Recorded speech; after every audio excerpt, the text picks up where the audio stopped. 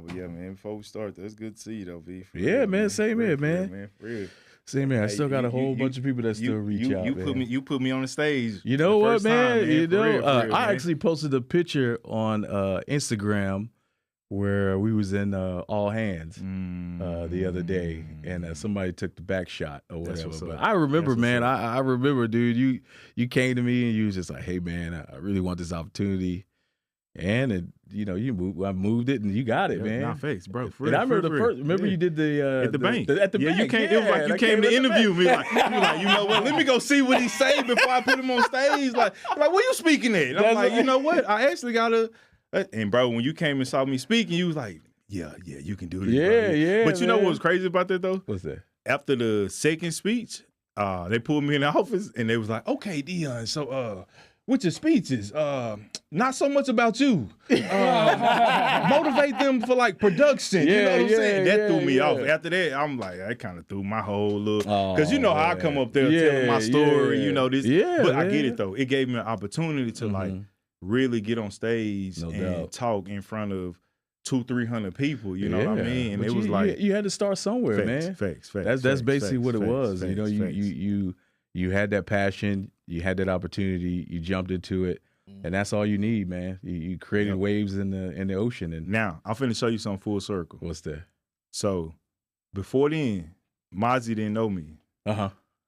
All I knew is that I worked at a new place. We got a new manager.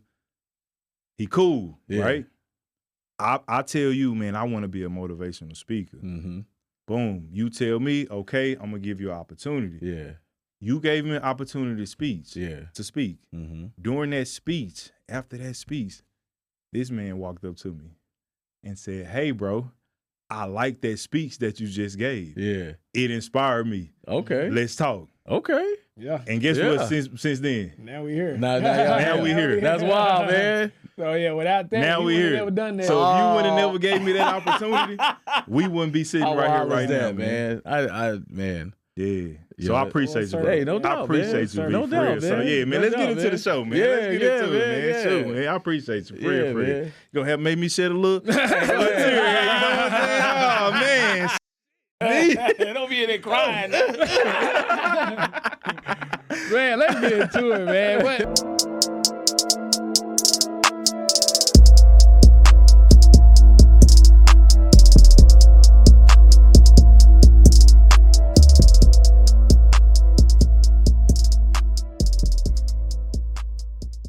Man, what is going on, man? It's your boy King Mozzie back with another episode of Cannot Be Real podcast, man. We like to have real conversation with real people about real topics, man. So, of course, across the table from me, man, I got my brother Dion, the Motivator, is in the building, man. What's going on, brother? Hey, man, we in here, man. You know, just trying to help the community. You know what I'm saying? Yep. One piece of content at a time. Bro, I'm literally posting content right now. See what I'm saying? Hey, that's what we do. I'm posting content right now, bro. That's what it's about, man. But hey, before we go any further, though, we just want to give a shout out to the sponsors, man. This show is sponsored by HLP Credit Solution, man. If you need your credit fix, if you're struggling with having a low credit score, you're struggling with, you made some mistakes in the past, which we all have, man. Don't hold that against yourself. Credit is king, and credit is the solution for your problems. And HLP Credit Solutions has the solution to your problem. So use the code CIBR, get a free consultation. Tell them Dion and Mozzie sent you, man. They might have a little gift for you. You know what I'm saying? The last person that went over there, they got funded $25,000 within 48 hours, man. So don't ask me how, ask me where. HLP Credit Solution. I like that. Don't ask me how, ask me. Wow, I like that right there. You know. Hey, we in here. We in here, man. We here, bro. Yeah, we here, man. You know what I'm saying? Hey, I wrote a little something special. You know what I'm saying? Okay. You got introduction? If I may. You man, go ahead, man. Go ahead. Bro. You know, like we talk about, we got the cheat code. You know what I'm saying? ChatGPT. How can you fix my relationship? Chat GPT. So pretty much, he don't really mean what he about to say. Okay. Listen, I'm using technology. You told me to use my resources. Hey, so I understand. You know what I'm saying? But don't cap with it, though. Yeah. You know what I'm saying? That's the difference. That's you why know I'm putting it out there now. You know what I'm saying? I want to preference it. Yeah, you know what I mean? That's why I'm reading right. it. I had to say what I say before the show. That was from the heart. I meant every single word of that. You know what I mean? But I got to be professional. You know what I'm saying? The sponsors are watching. I understand. Nah, but look, though, man. What if I told y'all that the person that we're interviewing today makes billion-dollar decisions, but still has a journal that they write in every day? This person works out weekly. This person leads their family. And this person is, like, when I say dedicated to personal development, I'm talking about dedication to personal development on another level, man. Today's guest sits at the top of the corporate ladder, and what makes him powerful is what he does, and not in just his everyday action, but in his thinking also. If you're building something big and you're wanting to grow in leadership, this conversation is for you. Listen, man, I know I just read that, but I just want to say something from the heart, like I said off camera, man. If it wasn't for you, V, we would not be here today, man. I just want to say it on camera. Because you put me on that stage, Mozzie was able to say, D, bro, I like what you do. Mm-hmm. Let's join forces. Mm-hmm. And because of that, we are here today, man. So I just want to say I appreciate you. No doubt. I appreciate you. No doubt, man. And welcome to Can I Be Real? No, I appreciate it, man. I appreciate it, man. I like that intro, man. That intro. You at Club Shay Shay. Yeah, man. Club Shay Shay ain't got nothing on me. I see, man. I ain't got no Melissa. You know what I'm saying? I got a real Shay Shay. You know what I'm saying? Real talk. No doubt, man. Wow. Yeah. 18 years, man. Hey, and we about to have a new baby. You know what I'm saying? Hey, all right. There you go, man. There you go. Man, this ain't about me, though, V. All right, man. Introduce yourself, man. Hey, man. Real name Vernard Jenkins. I go by V. Born in Charleston, South Carolina, raised in Miami. Man, played basketball in college. Ended up playing for the Air Force Academy. One of the first freshman point guards to start in like 14 years. Did that, man. I'm still in the record books, top 4 in assists and steals. Anytime you go to the service academies, you owe 5 years as an officer in the Air Force. So did that, ended up doing 8 all over the world, traveled, deployed twice, man. And then I was the last stationed in northern Japan, and I was like, all right, it's time to get out. So got out, moved to Texas, came down to Texas, and was living in Waxahachie. Got into big into CrossFit, and then started a CrossFit gym on the side while I was there, and then end up getting into the corporate world, working at Target, then Stitch Fix and HEB, and now Nice Swift Warehousing and Fulfillment. And just recently, I represent the shirt, just got my doctorate. Congratulations, in education, man. executive leadership, man. Congratulations, man. So yeah, man. But that's a little bit about me, man. I like that, man. Black man move, bro. Black man move, bro. I just want to tell you this, bro. So we was hooping. You remember at Stitch Fix, right? Yeah. Listen, this show is going to be a lot about Stitch Fix. Like, bro, no shameless. They should sponsor this show. They should as much as we about to talk about it. They should sponsor, bro. They had the court in the warehouse. Like that was the first time I ever worked at a job that had a. So you know how we used to hoop, right? Yeah. I ain't used to hoop with y'all though. I ain't gonna lie. No, we was y'all banging. was in there banging. We was banging. We wait till after work and hoop amongst leadership. You know what I'm saying? We wait till it's us. We've been sitting. No. But I remember one day, bro. We was about to play, and V was like, "Google me." Google me. Anytime somebody say Google me, you know, like, okay, yeah, you know what? I can't even say nothing after that. Like, at that time, you Google Deion Hardeman and you might get one Facebook page. Yeah. So when he said that, I'm like, you know what? You got it, bro. In the jeans, though. In the jeans. You know what I'm saying? Man, not in the jeans. Because it's a stigma, right? It's a stigma where leaders come in, they think you're square. Some folks thought I listened to Symphony and Symphony and orchestra. Yeah. So, you know, I was like, hey, no, I play ball. And like, nah, he don't play no ball. He don't play no ball. So in the jeans. Yeah. Out there balling. Yeah. Man, listen. For sure. Yeah. That was crazy, bro. That was some time, boy. We was in there hooping like, ooh, boy. We was. Going at it. And then you try to take the goal, right? Take the goal home. Yeah. You what? Bro, I tried to take the goal home. Yeah. Yeah, you did. Bro, they had it in the back. I was begging for every... Hey, man, what y'all gonna do with that? Yeah. Bro, we would be in meetings. Yep. And I would randomly be like, all right, so we done? Hey, about that goal. What y'all gonna do with that goal back there? Like, Dion, man, we got production. That's one thing about me, bro. I was a good leader, but I played, you could probably attest, I played probably too much, bro. Like, bro. I played too much, bro, for real, bro. I'm like one of them leaders that borderline, I'm probably gonna get fired within the first 90 days. Yeah, you ain't gonna make the 90 days. If I make the 90 days, I'm good. It's a blessing. It's a blessing. It's a blessing. It's a blessing. Yeah, bro. Nah, for sure. But yeah, man, you talked about growing up in Miami, right? Yeah, man. And growing up in those kind of environments, because I know them. But if you can kind of touch on that, like your early story growing up. In Miami. Man. How was life for you then? Yeah, my parents divorced when they was 2.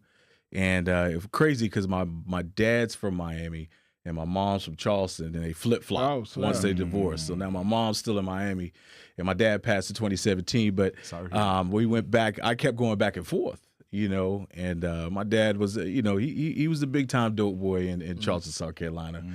So that's the kind of environment that I really grew around when I came up with him. But one thing about him is, he always challenged me to work hard. At the end of the day, it was hands down. Whether I was out doing whatever, I always had to work hard. So then, around middle school, I kept running away from home in the streets, acting stupid. I get in trouble. My mom would send me to my dad. My dad would send me to my mom. And then finally, in 8th grade, my dad was like, "Hey, if you want the best opportunity to go to college, you need to come to Miami." Okay, obviously Miami is a much bigger city, 5A school, all that other stuff. So I was like, all right. So came down there, and that's when I got serious about basketball. I love basketball. I love playing. And I basically was self-taught, man. What I did was back in the day, you had to go to the library.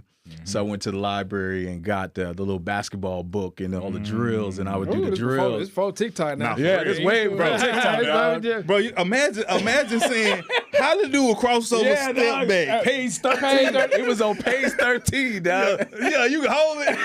Hold the book. You got to and then don't let the book fall on you. I done messed it up, man. Now all we gotta do now is, hey Siri, show me crossover. Yeah. Exactly, man. So so I did that. So real quick. So who's your all-time favorite player? David Robinson, man. David Robinson, man. I used to like the Spurs until he retired, man. So it was just something about his game, man. Obviously the military ties is a big reason why I liked him, man. But I mean, he played hard, man. I mean, it wasn't like he was out there dominating, but you had to bring your A game when you came up against him, right? And I kind of modeled that because it was the same for me. Like, I used to go all around Miami just playing at different parks. And I told my son this the other day, I'm taking him to the gym. I said, son, I used to ride my bike.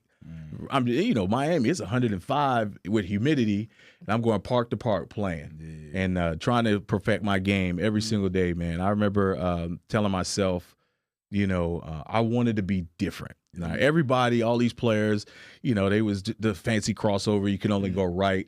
I remember purposely playing a game just using my left hand just so I can get good. Now, the old heads was getting mad at me. They was like, hey, man, what you doing? You're losing that ball. And then the same thing with defense, right? Nobody wanted to play defense, so I got good at defense, man, and really worked on my craft. And even then I was getting up, my cousin can attest, I would get up at 1:45 every morning and just work pass dribble because we outside the apartment complex it was a hoop, and then that's where it started. And then I tried to play in 9th grade and didn't know where tryouts was, so I missed 9th grade and just had that whole 9th grade year to even get better, and then came into 10th grade and 10th grade and beyond, man. So yeah. Man. So why do you feel like you never went to like beyond like going to league probably? Yeah, man. So the reason why, and I think it's one of the way I see the world today was I struggle to be consistent. 11th grade, I would play 2 games, 1 bad game. Then 1 bad game, 3 good games. Then 3 bad games, and it was it. So I remember this tournament in Lakeland, Florida, and man, I was playing like boo-boo, dog. Like just it was bad, and I quit. Right after the tournament, the middle of the tournament, I quit. And I remember telling my coach I was done, And I went home and, that Outkast album, that song Mainstream. I don't know if y'all remember that song. That was my joint. And I remember playing that every single time in the shower, just thinking like, man, because I wanted my game to be consistent. And my coach called me that next day and he was like, hey, man, why are you quitting? And I told him, I was like, man, I can't do this. I can't do the consistency. And he came to me and I, like I said, I live by this principle today. He said, listen, in your life, you're going to have ups and downs. Life is going to be like a sine wave every single time. The goal is when you're down to cut the sine wave in half so that you don't stay down forever. Know it's coming, but how you respond to it is going to allow you to come back up. And I live by that to this day. And I remember him telling me that. And I remember going out to the court and I still play like trash. But since then, it was like, that's all I worked on in my life was to be consistent. Now, as I continued to progress, my dad sat me down one day and he told me, he's like, he showed me all the death certificates of everybody in my family. They all died of heart disease. And so I thought that was my destiny to die from heart disease, to die from heart disease, but also to do something to break that generational curse. So I was like, you know what? I don't want to play basketball or go to the league. I want to try to be a doctor. So that's what ended up happening. And then I had a full academic ride to University of South Carolina. 2 weeks before graduation, we were top 4 team in the state. We go to the first round of the playoffs. The team that we beat 3 times that year by 20-plus points, we lost. So this dude comes and walks up to me. It's a big write-up in the paper. I think I still got the clipping at home. He came and talked to me, and he's like, man, great game, great game. It's the same guy that recruited me to go to the Air Force Academy. So still went to the academy. I still played ball, but I still wanted to be a doctor. So I never really had the dream to kind of pursue the NBA life because I knew from that standpoint that I wanted my game. I knew the consistency it was going to take to get my game there, and I love playing, and I didn't want it to feel like a job. And I felt like my destiny was really just trying to be a doctor. So. When you was going through that process, though, like, were there ever a time where you felt like, man, this not gonna work? And if it was, like, what did you do to pick yourself up? Because a lot of times people at that place where they get new information, they get these revelations, and they go out and they think it's going, they doing it, and it's like, dang, this might not work. And then it's like you sit in those thoughts for a while, and then you just quit, right? But some people are able to, when that thought comes, they're able to like push past it and like keep going. Was that your experience? And if it was, how were you able to overcome? Yeah, it was my experience a lot through college, man. You know, you have to understand, I grew up in a majority black neighborhood. You go to a majority white college. So I was alone. I was by myself. The curriculum there was super hard. It was it was super disciplined there. And there was many days that I was just like, man, I don't know if I could do this. I don't know if this is really the way it was where I wanted to go. But, you know, I just remembered what I wanted to be. I remember the person that I wanted to be. I remember the people that were dependent on me to be something bigger and better than myself. And during those times, I was like, man, you know, I don't want to ever feel like this. So what do I need to do to never feel like this ever again? And that kind of drove my motivation every single time throughout and throughout the feeling. So anytime something happened, I'm like, nah, I don't want to feel like this. Okay, reflect on it. What happened? What went wrong? Okay, what are you going to do different to change it? Because remember, it's all about that sine curve, right? It was going to happen, but I had to figure out a way to cut that sine curve off so that I can continue to push forward. So what you said, who was a person that you feel like you wanted to be? Man, I wanted to be my dad. You know, life through my dad curves out the wazoo. You know, but he always came through, and I never knew it. I remember one time he lost his job due to racism at this parking garage. This is in Charleston, South Carolina, back in the 80s, right? So racism was real heavy. And I remember him coming home, and he never, you know, he didn't work. So, but I never not had anything. And then one day I had to get my 2 root canals done. And I remember him pulling out $2,000 cash, paying for it, cash. And I was like, what? I don't never see you go to work. Like, how you just pull out 2K cash, right? Say, with a Medicaid like I say, card. later I found out what he was doing. But what I learned from it was by any means necessary. He never used anything to stop him from being successful. Now, was he proud of what he did? No, he wasn't proud, because we did have a conversation later, and he said, listen, I had to take care. He told me, I had to take care of you. In order to take care of you, I had to do some things that I'm not proud of. Thanks. But at the end of the day, I knew what I needed to do for you to be successful. So I saw that. And another piece to it is my senior year of high school, he had a stroke. And I was in Miami, and my mom called me. I'm at the court. My mom's crying. She calls me up, and he had a stroke. So I went down that summer, and that was the first time I ever saw him cry. Saw him cry. But what I did see, though, is when after he was done crying, I've never seen somebody work so hard to get back where he needed to be. I'm talking about, it paralyzed his whole left side. And that coming from that is tough. And just to see, I mean, he's in there doing physical therapy, crying, but pushing through. Then when he got out of physical therapy, he's like, you know what? There's this thing called Park Circle, and it's a mile loop that a lot of people in the neighborhood walk. He started walking that. He started cleaning up his eating. He started to read. He started to put more things into his mind to push himself even further. And then he slowly started to convert to Islam. He wasn't full all the way in, but some of that teachings as well. And that's when I saw that transformation. And I was like, man, like a lot of the things that I still do to this day is because I saw what he did. And even my dissertation, I dedicated it to him because one of the things he told me was, he's like, if I can sell drugs and get an associate, you can do way more than I can. And I did.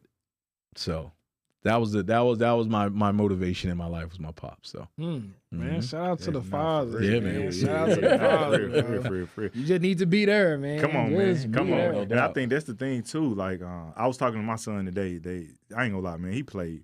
When you was talking about playing terrible, I was literally over here getting mad because a couple hours ago my son was in a game, man, and not saying he was playing terrible, but the effort. Yeah. And I'm telling him, like, dude, it's kids that don't get personal training. They're not on sponsor teams, and they not. And for you to say that you had to learn how to get your basketball skills through a book at a young age, and for you to say, in 2025, Google me. And got stats to back it up.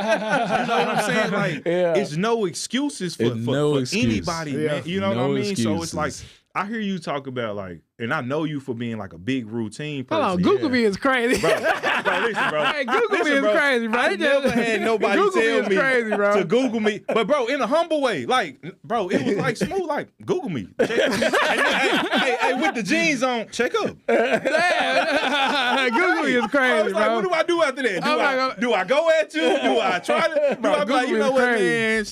That's a nice look. That's that big joke in Spain. That's right, man. Google me, Okay. Nah, for real. Nah, hey, man. Google me. man. Google me now. Google me now. For real. So what made you go the military route after college? Yeah. So the key question that I asked myself was, where would I be 5 years if I went to the University of South Carolina or the Air Force Academy?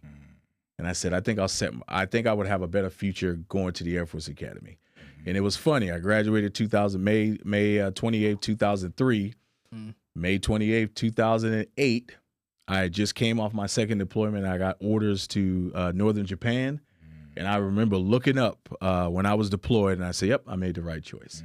So that was the main determining factor, was what was going to set me up for future success. Because I really think if I went to the University of South Carolina, I probably had about 30 baby mamas. Yeah. I'd have been wilding out, right? It was especially talking about Google me. Google me. Google me. Exactly, Google me, man. baby. Google me, baby. I got the laptop at the room. Come back, look at it. Come on, that's right. Check it out. Man, that's crazy. Man, look, you talk about the Air Force, right? The Air Force Academy, right? In the military. And I know with like the controversy that's going on in today's times, you know what I mean? It's so much controversy around like black men. And should we recommend our black men to go to the military versus, should we not? Like, In 2025, do you still recommend black men going into the military? I do, because you have to think about what are you trying to get out of the military. And there's a lot of benefits and different things that could set you up. So for me, it wasn't the work ethic, it was the structure, it was the discipline, it was the maturity that I needed at the time, because coming up, we didn't know anything about emotional intelligence. We didn't know anything about regulation or anything like that. So that's what gave me the foundation of what I need to do. It's the same with my son, right? My son my oldest works hard, but he doesn't have the structure. So I would recommend it, but you got to think, what are you trying to get out of it? Because if you don't go in with intentionality into the military, you're going to get taken advantage of. You're going to get caught. You're going to get washed around. And before you know it, you're going to, your 4 years or whatever commitment that you put in there, you're going to leave with nothing in your hand except just saying that you was in the military. Because I think when I hear people going to the military, I think everybody kind of think the first thing they do, they like, oh, I'm finna go in here and get this Camaro. Yeah. It's true. That's what they going there for. Yeah, because give me a GI Bill. Yeah. You come in and you work and you get paid. For some, that's the most they've ever had coming in at a regular check. 1st and 15th, government is never late. And you get paid a lot, right? And you have that freedom. You don't have your parent over your back. Outside of basic training, once you get into the real job, it's all on you, right? To do it. So yeah, a lot of people do fall short in regards to that. But like I said, if you go in with some intentionality, you'll be able to be set up for success, because not always you're going to find somebody specifically in the military that's going to say, hey, come here, man, I got you. Let me take you under my wing. They're supposed to do that, but they don't necessarily follow through on that. So if you can just give somebody like 3 things that they can do as far as, like you said, finding that intention, being intentional about going to the military, like what would you say, like, okay, go in there with this mindset, look for this, try to do this. You can give them 3, because for me, like, if I was going to the military, I'd probably be in the same, I'd be like, man, I'm finna give me a scat. I'm finna buy me a car, probably, pump on some design. So I wouldn't know like what to go in looking for if I was to sign up for the military. Exactly. I think the first thing is you go in for the physical health aspect of it. The military, you have a standard of health and physical fitness that you have to have. If you really want to get yourself where you need to be and really start establishing that discipline, go in with that mentality first. Like, hey, I'm going to go in, I'm going to take full advantage of the gym. I'm going to take full advantage of whatever PT programs they got, all those different things that they have to offer for them. The second thing is take advantage of the education. They have this thing called tuition assistance. Basically, they pay for your they pay for your college.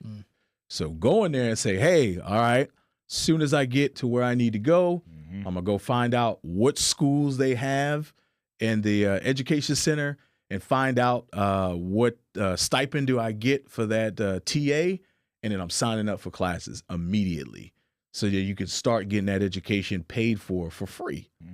The last piece is figure out a technical trade that you can use to translate into the civilian world. So like you think about it, like my son, he wants to get into finance, right? So he's going to try to go into the military and get finance.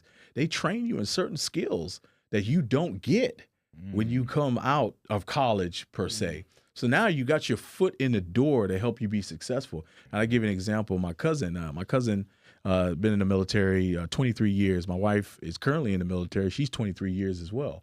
My cousin started as a dental hygienist. So you can imagine if he stayed, right? Now he's a recruiter now, but if he stayed at dental hygienist, he was getting trained. He was doing things that you go to the dentist, he was doing that. Training for free. Now, imagine how much that would translate when he gets out of the real world. So those are 3 things that I would focus on or really take full advantage of the military where you need to. Go in there and be focused, man. Don't go in there and try to find you a woman and you try to do that. That's just a natural mentality, right? That we all think and we all do. But, if you're going to do it, sit down and have those 3 things outlined and then stick to it. Man, listen, I know you said earlier about waking up at 1:45, right? Yes, sir. And I remember working with you, and we already had to be to work early. Yeah. Dude, you come through music, blasting, hyped up on 10. Like, man, I've been up since 3 o'clock this morning. That's right, man. Wired up, like, you know, with the new Ashton Hall morning routine. That's video, right, man. Ashton Hall before Ashton Hall, man. You know what I mean? Yeah, like, man. What's the secret in the morning routine? And then, like, what's your morning routine? Yeah. The secret is really, man, is what person you want to be.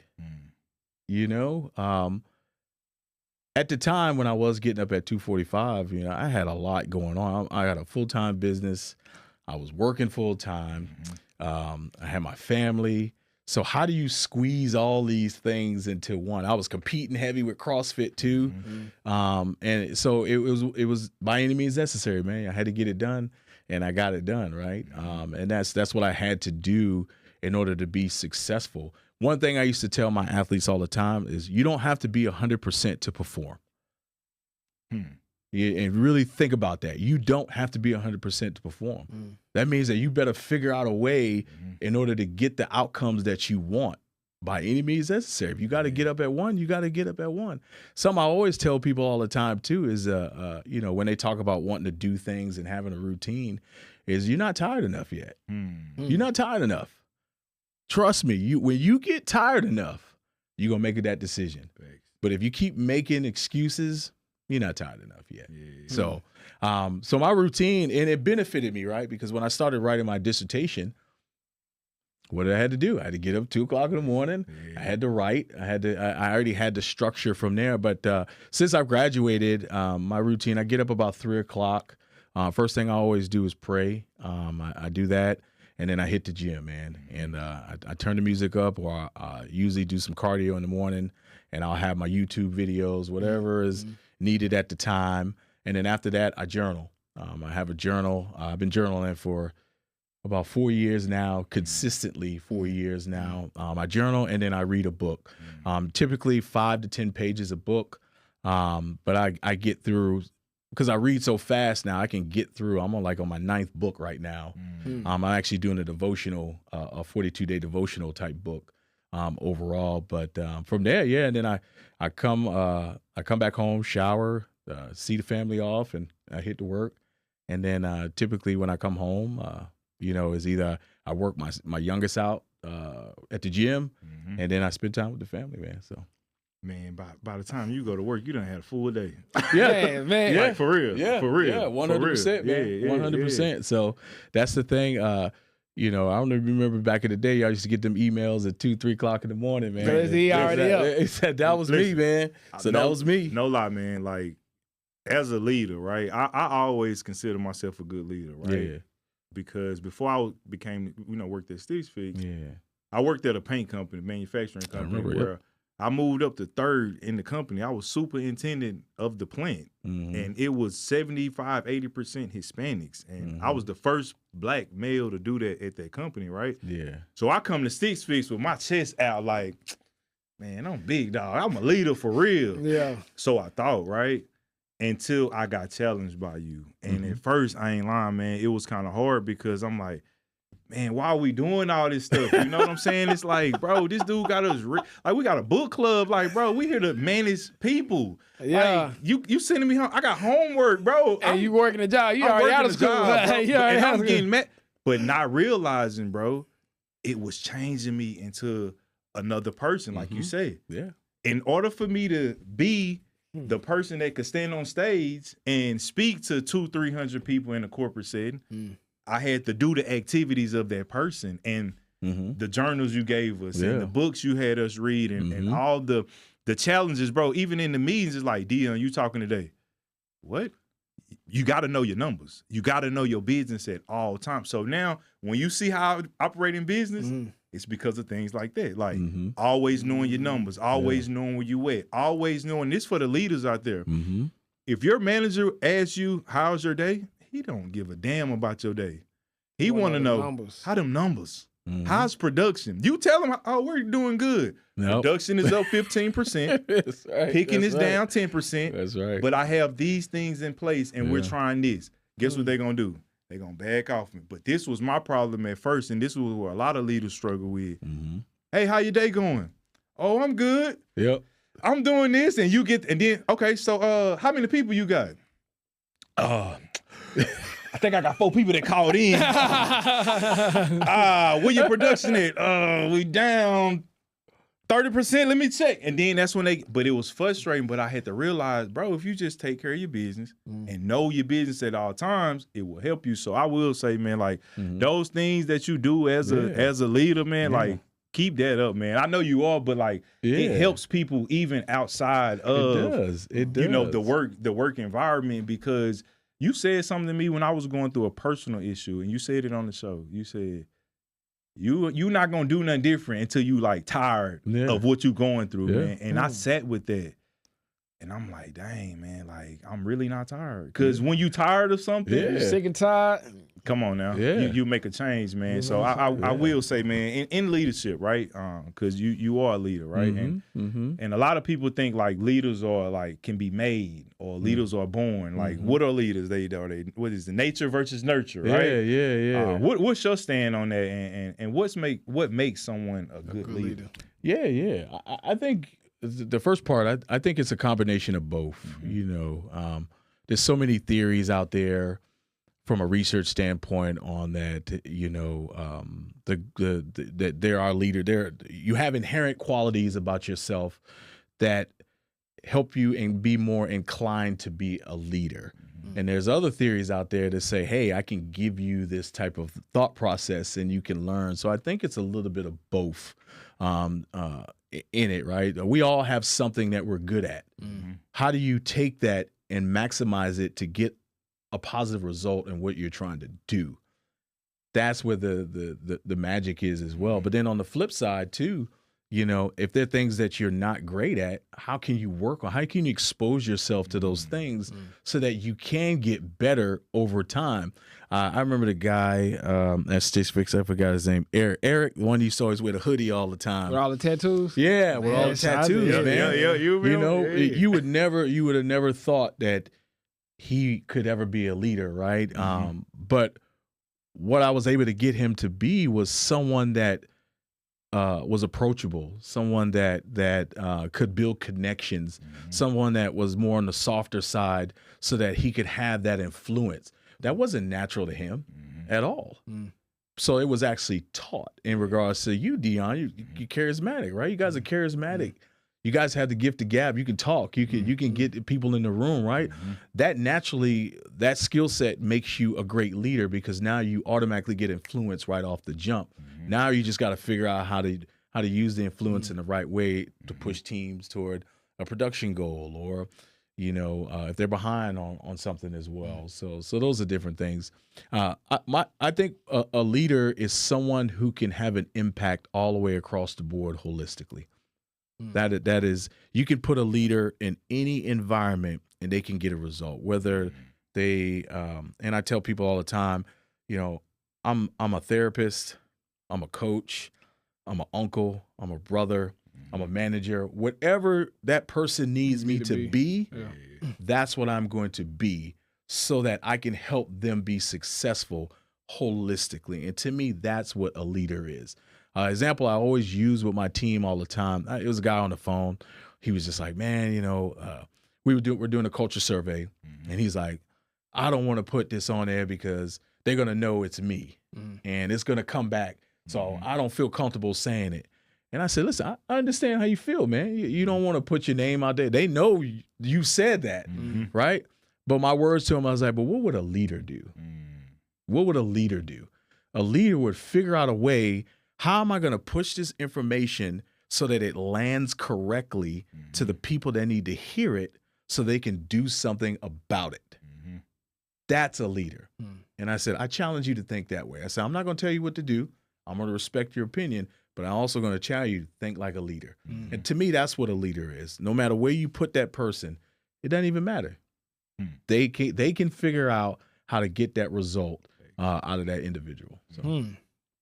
Man, that's crazy right there. Boy, I need to. I'm finna. I wish I had my. You say you pull out the note.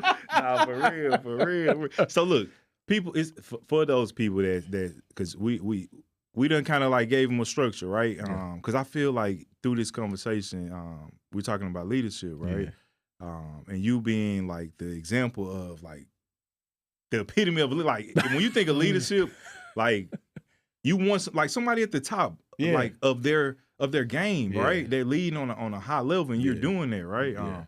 We didn't talk about your position, so if you can kind of explain like your position, what you do, and like how you were able to climb the corporate ladder to even go from where you were to being in that position. Exactly. Yeah. So I'm the vice president of operations for Knight Swift Hayes Warehousing and Fulfillment. We are owned by the parent company Knight Swift Transportation. You probably see the trucks going around. They have now. They're primarily transportation, but we're the warehouse niche of it. We typically have a 3PL model. So basically we have multiple customers in multiple different warehouses. So I am over 7 locations plus a support center that we have in Wichita, Kansas as well. And pretty much, you know, when you get to the vice president level, you have the title of operations. There's a vice president of HR. There's a vice president of business excellence. You have those titles, but it's not, there's no silo. Like it's all the way across the board. So my hand touches everything in the company, right? It's 4 of us on the executive team.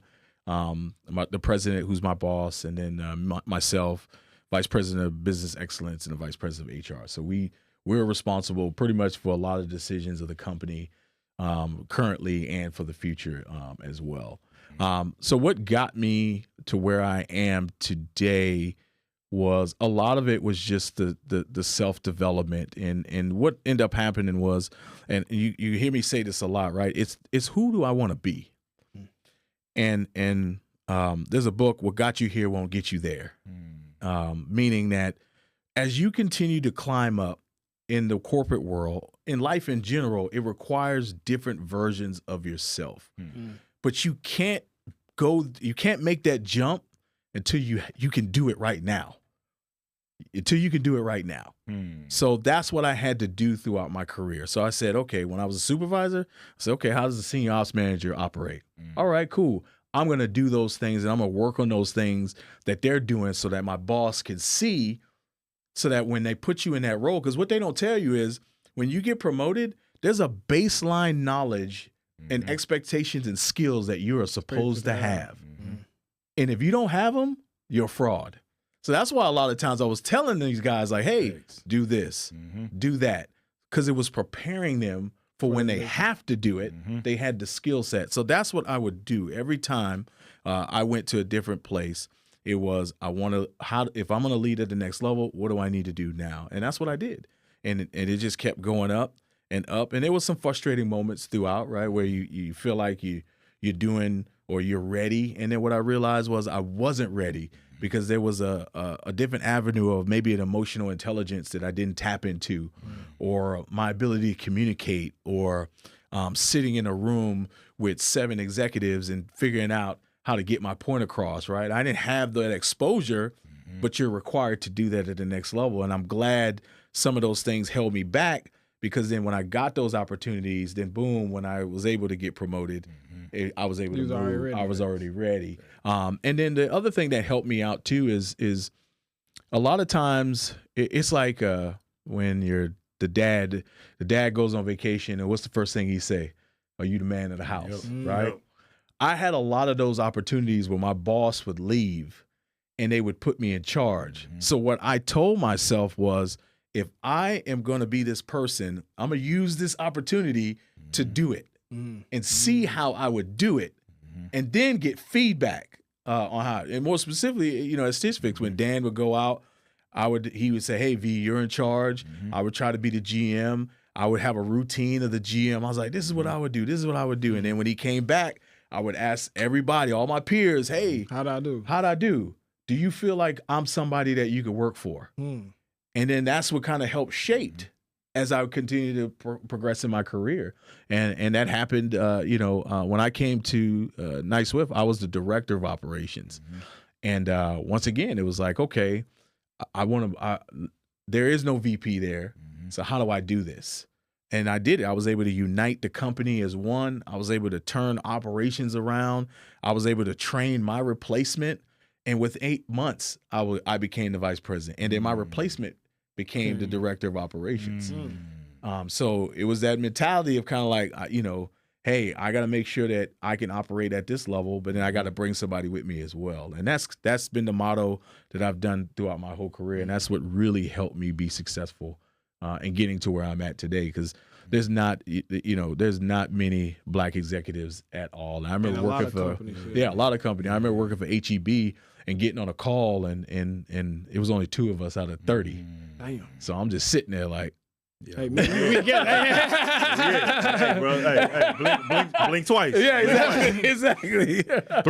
So let me ask you, what is that like working in an environment like that? When there's only 2 of y'all and there's 30 on the other side. Like, how do you still have the confidence enough to stand on all 10 and come up and show the confidence? Like, I'm not only am I here, but I know what I'm doing too. Yeah. It's the preparation and then healing too as well. I had a bad thing of validation, external validation, right? If my boss didn't tell me I was doing good, then I didn't feel like I was good, right? And all these different things. So I had to work on that so that when I walked into the room, it didn't matter what they said or how they saw. I had the confidence in myself to do it as well. The other piece too is you come in, remember I was an athlete. We all play sports. Mm-hmm. The harder you work, the more prepared you are, the more confident it is when you go in that game. And that's what I did. I read. I got feedback. I was working on these things. I remember looking in the mirror, going in the bathroom, looking in the mirror, practicing what I'm going to say. You can ask my family when I have presentations and I would present. They're like, Dad, what you upstairs talking? You talking to yourself? I would prepare. And it gave me that confidence to go in there and be in that arena and not really matter as well. The other piece too was, come on, man. I was bigger than most of the guys in there too as well, right? So I had that going for me, but it also hurt me because then people were intimidated. So then I had to figure out how to become a different version of myself so that I was more warming, I was more inviting to individuals so that they would want to talk to me and they would want to be around me. And our conversation always not, when the last time you worked out? Because that was always kind of like the conversation as well. So I had to have that awareness going into those things, to have that confidence to know that I can belong there, and I was there. I'm not sharing an example of where I had another come to Jesus moment. So we went to Vegas. No, we went to California. We were looking to do an acquisition. And this is the one time I was not prepared. I show up, not really dressed the way I should. I didn't do my research and my homework on the company. And then I get into the room, and I'm the only black guy there. Damn. My boss dressed nice. My peer dressed nice. They all dressed nice, except for me. Didn't do my homework because I had other stuff going on, but still, I didn't do my homework. They're talking around the table. I got nothing to say. Nothing to say. Worst feeling ever. You want to know how the only thing they said to me the whole time? You must work out. You must work out. And for that situation, I said, never again will that happen. I'm always going to be prepared. I'm always going to make sure that my voice is heard, no matter who it is or whatever scenario, because that's the type of leader that I want to be. I don't want to be known because I'm this big dude. I want to be known because of what comes out of my brain and the things that I'm saying. And like I said, that was the one small wake up call that I had. It's never happened since after that. So, God damn. So I want to go back for a little bit. Yeah. So you getting ready to get out of the military. What's your thought process with that? Man, I didn't know what I was gonna do. Honestly, I didn't know what I was gonna do. I think full transparency. I got out because there was a glass ceiling amongst black officers at the time. It was and I was like, man, well, I don't know where I want to go, where I want to do. Luckily, they had the military has this thing where they have these recruiters and they help you find a job. So I end up getting with a military recruiter, and then it was out of Dallas. And then originally me and my family were going to move to Houston because my wife's aunt used to be the vice president of Prairie View, and she moved down to Houston, but was like, nah, I want to stay a little far away from there. Let's do Dallas, right? So we did Dallas, and that's how I got in. I had no idea what I was going to do. I just knew I needed to get a job, and but here comes that preparation, right? You had 9 interviews in one day. The recruiter gives you a playbook of 120 interview questions to prepare you for what it is. And I had 3 months to lead up to it. You best believe every day I practiced all those questions. Mm-hmm. And I remember coming down and it was for a sales job. And the dude in the interview, I had no sales qualification, but every question he asked me, I was answering it to the fullest. And he was like, man, he's like, I'm trying to disqualify you and I can't disqualify you. He's like, I really am. He's like, I feel like I need to find something in my company to put you where because of how you're showing up, right? So I had that. Luckily I had that going for me, and I was able to come down and interview, and Target moved the fastest. And that's when I became a supervisor at the Target Distribution Center in Midlothian, Texas. Midlothian, that's right there. Off the highway, right? Yeah. Listen. When after Stick Speaks, guess what? He got me on that Stick. Like he got me on that. It was crazy, bro. I was like, V, man, I'm frustrated. I'm this and that. And he was like, all right, listen, I can help you. Like, but it's gonna cause you to, like you say, be somebody else. Yeah. Because I wasn't prepared for Target. Like, and Target was a step up too, like for his pay, for his position, and no lie, bro, when I left there, I literally had to be everybody you wanted me to be at Stitch Fix. And it was crazy. I went in to Target. I was smoking them because they was like, how do you know how to do all this stuff? Not knowing that, I was already prepped. So with that, right? So some people do feel like you have to be one way, be yourself. Yeah. Right? Yeah. But it sounds like the mindset has to be different. Like, yeah, you may be in a position or applying for or going for something that you possibly may not be qualified for, but on paper you can prep yourself to be prepared for it. So what is it like though? Like being able to put yourself in a different mindset. Like, okay, you know what? I'm going for a different position. So I got to kind of switch my mind up and be this person. It may not be who I normally am on an everyday basis, but I can change and shift and be who I need to be for this position. Yeah. It during that process, you got to figure out what's authentic to you. Identify who you are. What are your non-negotiables as a person? And then look at that role and say, okay, what do my non-negotiables look like in this role so that I don't lose the essence of who I am, but I also still show up in this role where I need to be and how I need to show up from there. And then from there, you have to think, I do this exercise a lot with my leaders is you take a quality like communication. So communication, what parts of your communication got you this job where you're at? At this point, it's the same communication. What is needed from a communication standpoint at that next level? Once you identify the two, then you can start working on it. So essentially, you're not changing anything. You're just upgrading yourself to match the same skill set that you need to be successful at that next level. Because, most of the times, I tell my leaders all the time that I mentor, I said, listen, I'm a driver, but at the next level, I don't drive. I still drive, but the drive is different. I lead through people. I push. I prod. That's how I drive. I ask the right questions, and it gets you in the direction where you need to go. Where at the other level, it's all about what you can do, what results you can get done.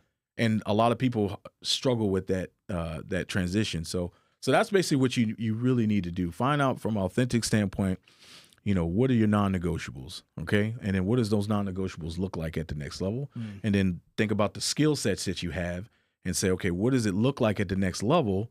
compared to what I'm doing right now. Okay, if that's what it looks like, that's what I need to do. And now I'm adapting and I'm adjusting to the environment. I'm not changing anything. The skill set just looks a little bit different with a little bit of different tweaks. So, bro, Ooh, that's some information, man. Look, man, we shoot, man. Look, I wish we could have like another 2-3 out. Look, we're gonna have to run a part 2 for sure. Yeah, for man, sure, anytime, man. Because like that whole leadership conversation, I think a lot of times we talk about like getting money because you know we do content creation, like we teaching people like how to make money off doing this, right? Yeah. But we forget about those skills and those tools, those leadership qualities that we have that show up and that draw people in, and we forget to tell people that side, right? Because we actively doing it. So to have you sit down and have that conversation, but speak from a high level, so it's like it's not us just saying you need to be a great leader. It's like this is somebody who worked up from, you know what I'm saying? Like your daddy was a drug dealer. Yeah. Where you at now? Of a company. Like that's two completely different sides. Completely different sides. Yeah, man. So if you can close us out, man, and that's your camera right there. Okay, man. We like to call this our viral moment, man. But if you can speak to that guy that's in that place, man, of like you said earlier, man, like just don't know where to go, don't know where to start. They may not have the confidence. They may not have the tools. They may be in a place to where they like, dang, man, if I can just have a little hand out, a little hand up, like if you can encourage that person, like what would you say to them? Yeah. You know, if you're out there and you're struggling and you don't know what's going on, I think the first thing you got to do is find your faith.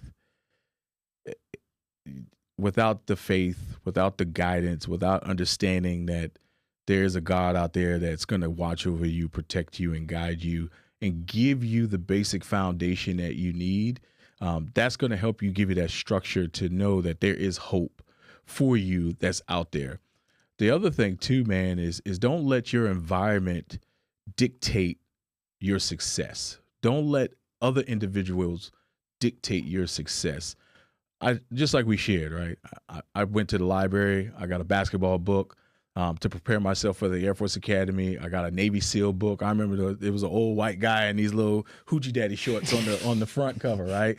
And with 2025, there's so much resources out there. There's so many things that you can do. Go out there and get the knowledge. Get that knowledge. Equip yourself with that knowledge, and then hit the ground grinding. I'm telling you that a lot of the reason why I am where I am today is because I outwork people. There's nobody out there that's going to outwork me. They may be smarter than me, but they will not outwork me. And what ends up happening is my consistency and my perseverance has helped me outpace a lot of those individuals that just relied on just their knowledge. So don't be afraid to hit the ground running and use that to your advantage so that you can be successful. Because at the end of the day, it's just you. Nobody's out there that's going to be there that's going to watch your back or help you out. But if you have that in your mindset, if you have that faith, if you get that knowledge that's out there and you hit the ground running, I'm telling you, anything is possible. Anything can happen, and it'll be set up for success. Close us out, man. God damn. Hey, man, this has been another. You got me stuttering, man. Like, God, dog, man. I'm like, all right, man. So look, this is what it is, man. This has been another great episode of Can I Be Real podcast, man. Hopefully, this conversation opened up some ideas in your mind. Hopefully, it gave you some clarity, some direction. If nothing else, man, rewind this, play it back 2-3 times. Like, it was so many gems dropped that if you are this person and you want to become someone new, this video will be the perfect video for you to watch. So, man, subscribe, like, comment. Hey, catch us on the next one. Yeah. V, real quick before we get out, where they can find you at, man? I'm sorry, I apologize. Oh, man, yeah. I just started dinner conversations with Dr. V on Instagram. Okay, man. Dinner conversations with Dr. V. Dinner conversations with Dr. V at Leadership Soft Skills with a Z at the end. Okay. Man, it's just little tidbits, man. You know, I drop it every Sunday, 2 minute video, just to allow you to just hey, man, think about this from a different perspective. I also do intentional Mondays. Intentional Mondays, to me, Monday is the best day of the week. Why is Monday the best day of the week? Because you get to reflect on everything that you did last week and you get a redo. And it's that redo that's going to help you be successful. So that's why I call it intentional Mondays. And you'll see all the pictures of my son because I'm training him to get ready for ninth grade football. Okay. So I just take little pictures of him working out and stuff like that. And then midweek, I always do a soft skill of the week. My dissertation is on soft skills. So, it's just little tidbits here. And I'm just starting out small, man. I just graduated, so I'm trying to enjoy my time. Yeah. But, yeah, if you're out there, give it a follow. Like, share it, and hopefully you get some good information that'll help you just be a better person at work and in your home life as well. So, I just want to end on this. I just want y'all see what this man has done and has created and has done for himself. Right. And even he, too, is doing content. Yep. So you out there, back big is all outdoors, probably serving more crack than the 80s. And right. you are not doing content, you just scrolling. Yep. You ain't got no excuse. Go and hit that link in the description below, man. Yeah. And change your life. Yeah. Change your family life. Yeah. Change somebody else's life around you, man. Yeah. I'm King Mozzie. Yeah. Dion the Motivator. Can I be real? We are out. V. Man, Great that was one, good. Man. Hey, yeah, man. That was good, man.